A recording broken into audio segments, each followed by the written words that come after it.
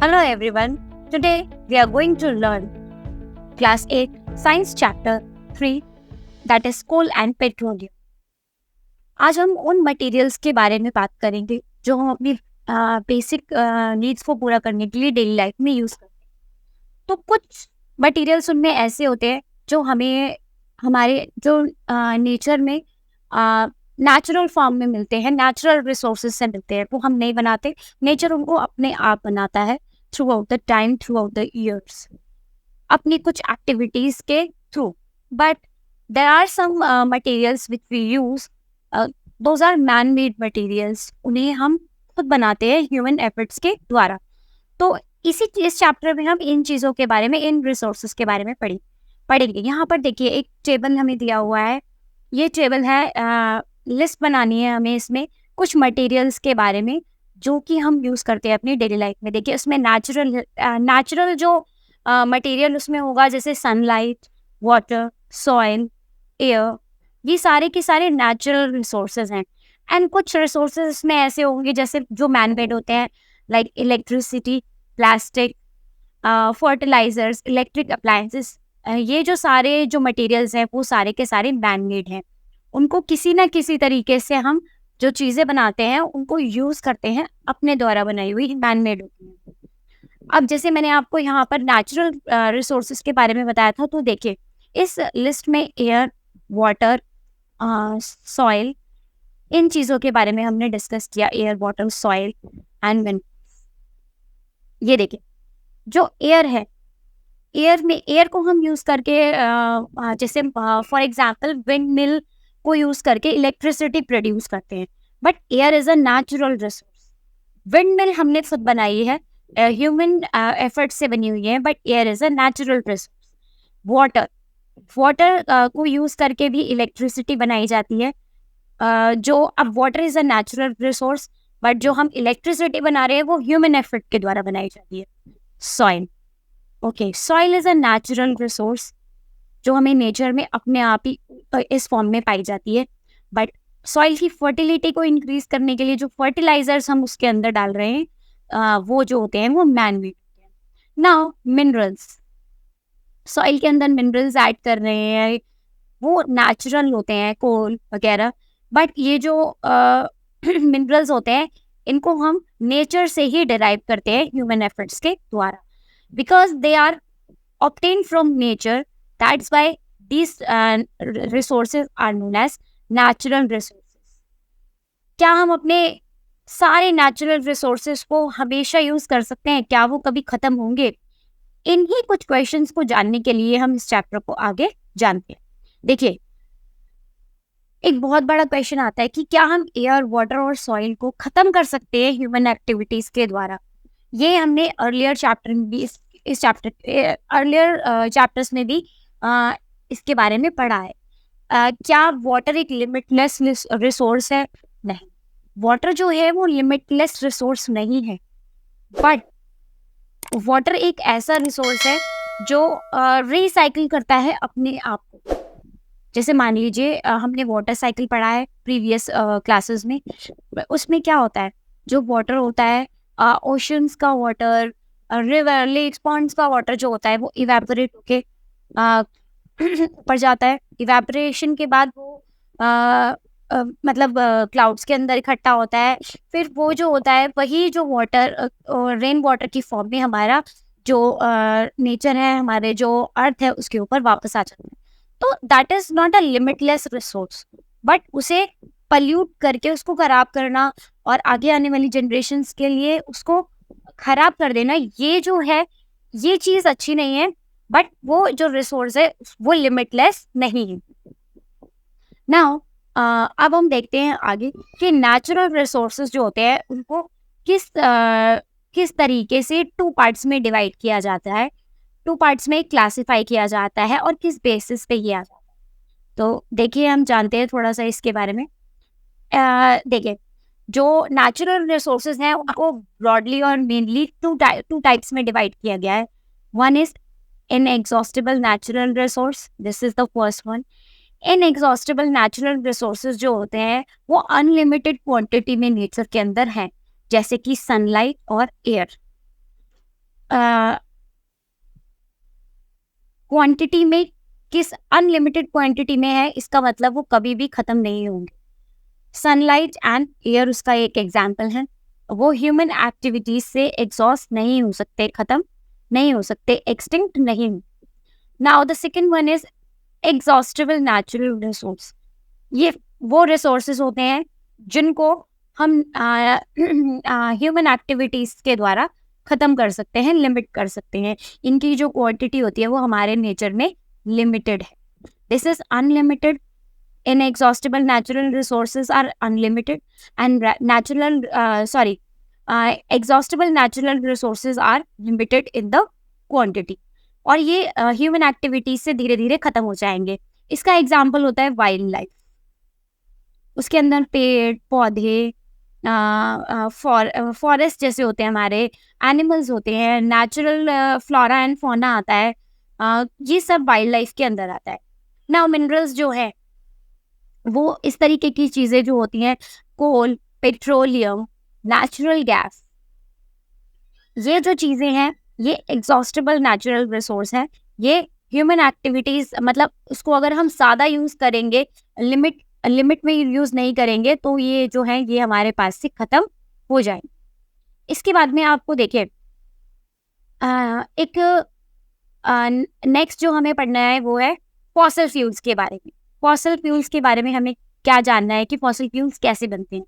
तो सबसे पहले हम जान लेते हैं, यहाँ से देखिए, जो फॉसिल फ्यूल्स होते हैं वो कहाँ से मिलते हैं हमें, जैसे coal, petroleum, natural gases, exhaustible natural resources हैं ये सारे के सारे एग्जॉस्टेबल, जैसे हमने अभी प्रीवियसली पढ़ा। वो रिसोर्सेज जो ह्यूमन एक्टिविटीज से खत्म हो सकते हैं, मतलब उनको हम दोबारा नेचर जो है उसको रिप्लेनिश नहीं करता है। तो ये जो इस तरीके के जो नेचुरल रिसोर्सेज हैं, एग्जॉस्टेबल नेचुरल रिसोर्सेज, ये कैसे बने हैं? ये बने हैं किस तरीके से? Dead remains of living organisms, they are formed from the dead decades of the dead remains of the living organisms. इसलिए इनको फॉसिल्स बोलते हैं। क्यों बोलते हैं इनको fossils? Because they are form from the dead remains of living organisms, जो कि फॉसिल्स होते हैं। जैसे मान लीजिए कोई जानवर मर गया, उसकी डेड बॉडी वहीं पर मतलब धीरे धीरे सड़ते उसको माइक्रो ऑर्गेनिजम्स ने खा लिया, उसको तो वो मैन्योर में चेंज हो गया। और इस तरीके से जो over the period of the time plants होते हैं, प्लांट्स जो हैं वो खराब, मतलब ख़त्म हो गए, और वो धीरे अंडर द प्रेशर बहुत टाइम तक लैंड के लेयर के अंदर दबे रहे। तो उसके ऊपर एक हाई प्रेशर और हाई टेम्परेचर वाला जो रीजन क्रिएट होता है, उसके अंदर फॉसिल फ्यूल्स की जो फॉर्म होती है वो बन जाती है।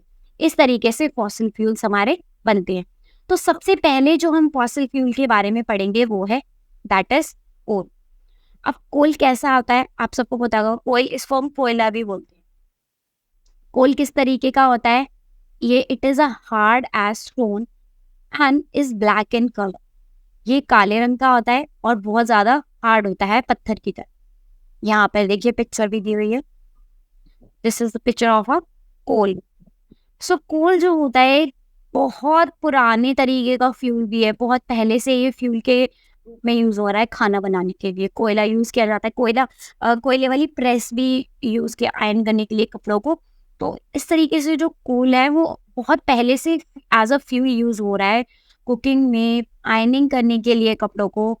और रेलवे इंजन्स जो होते थे उनमें स्टीम प्रोड्यूस करने के लिए, ताकि जो रेल का इंजन है उसको चलाया जा सके। इसी तरीके से जो ट्रेडिशनल जो ट्रेन्स होती थी, पुरानी ट्रेन्स होती थी, उनको चलाया जाता था थ्रू द स्टीम इंजन। और उसमें स्टीम इंजन में जो स्टीम प्रोड्यूस करने के लिए फ्यूल यूज किया जाता था वो होता था कोल।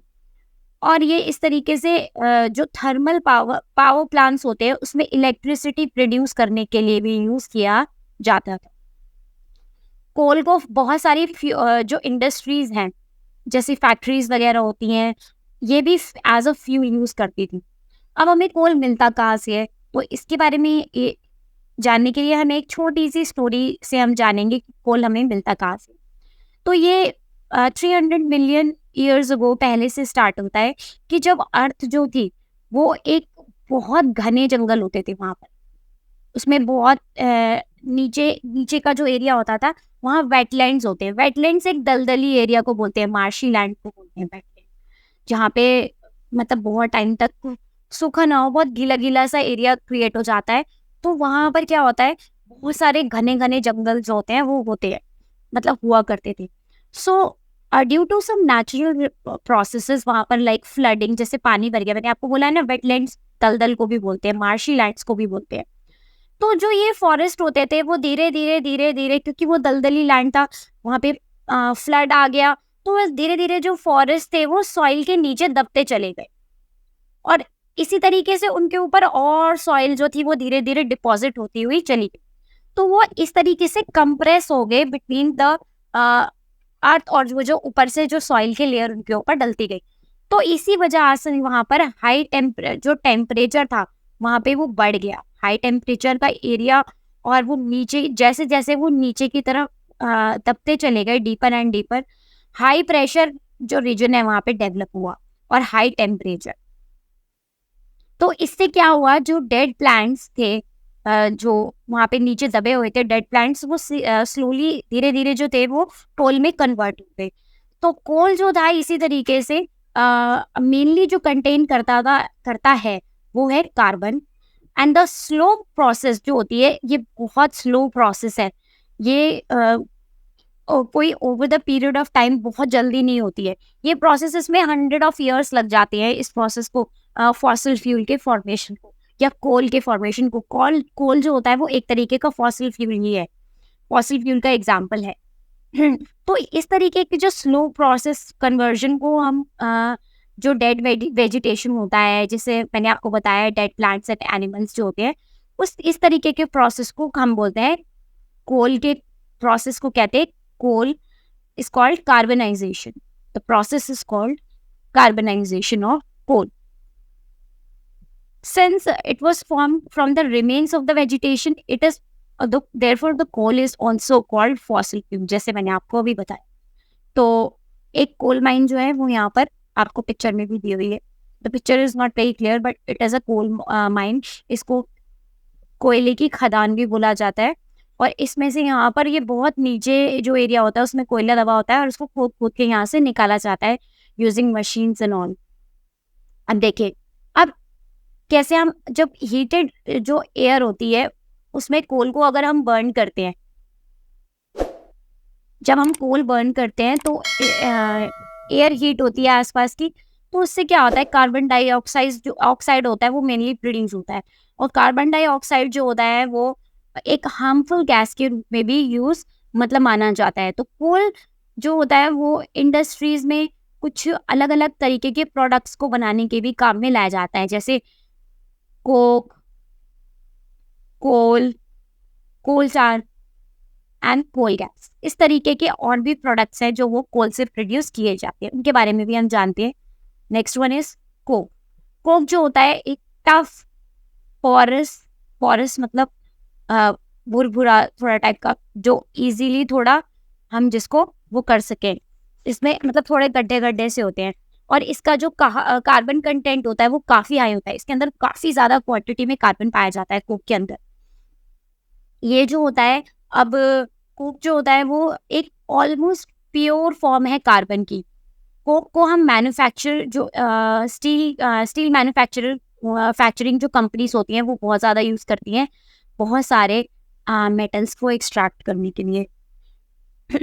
अब देखिए, अगर हम कोल को हीट करते हैं तो कोक जो होता है वो प्रोड्यूस होता है। अब मैं आपको यहाँ पे बताती हूँ, देखिए यहाँ पे भी देखिए, कोल को अगर हम प्रोड्यूस करते हैं तो हमारे पास जो एक अलग प्रोडक्ट आता है वो जो होता है वो होता है कोक।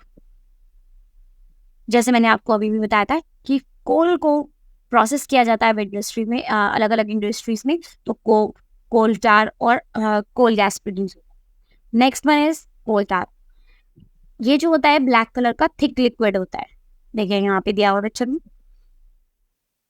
इसकी बहुत अनप्लेजेंट स्मेल होती है। अनप्लेजेंट स्मेल मतलब जो आपको स्मेल करने में कुछ मतलब खास अच्छा ना लगे, उसको स्मेल करने पे आपको बहुत ज़्यादा एक बहुत बुरी सी स्मेल आए उसमें से। अब इसमें देखिए, ये जो मिक्सचर होता है वो किस-किस चीज़ का मिक्सचर होता है कोल टार?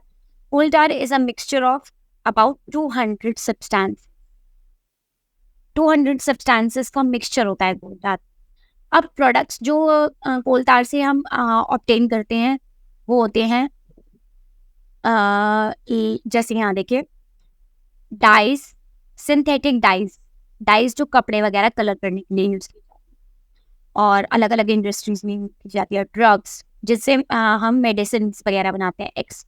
एक्सप्लोजिव्स जो बारूद वगैरह हम जिसको बोलते हैं, जो बॉम्ब्स और अलग-अलग तरीके के पटाखे वगैरह बनाने में यूज़ होता है। क्रैकर्स, फायर क्रैकर्स, परफ्यूम्स और प्लास्टिक, पेंट्स, फोटोग्राफिक मटेरियल और रूफिंग मटेरियल। आपने देखा होगा कोल टार जो होता है उसको रोड्स वगैरह में भी यूज़ किया जाता है बनाने के लिए। जो जब हम सड़क बनाते हैं तो वहाँ पर भी कोल टार की एक ऊपर से लेयर लगाई जाती है, बिकॉज़ वो बहुत ज़्यादा एक ब्लैक कलर का थिक सा सब्सटेंस होता है।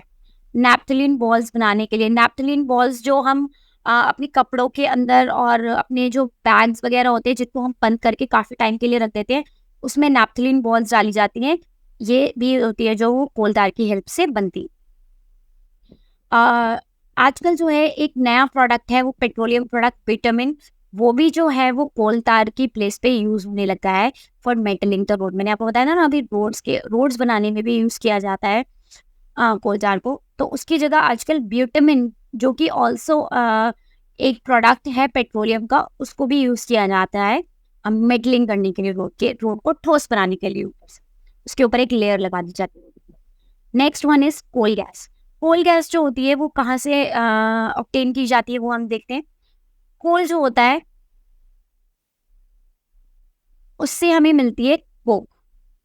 अब इसी जो कोल को है, कोक को हम यूज करते हैं एक फ्यूल की तरह, जिसे हम बोलते हैं कोल गैस, और ये कोल प्रोसेसिंग प्लांट्स होता है। So this is the end of the part 1 of this chapter. We will cover the rest of the chapter in the next class. Thank you so much.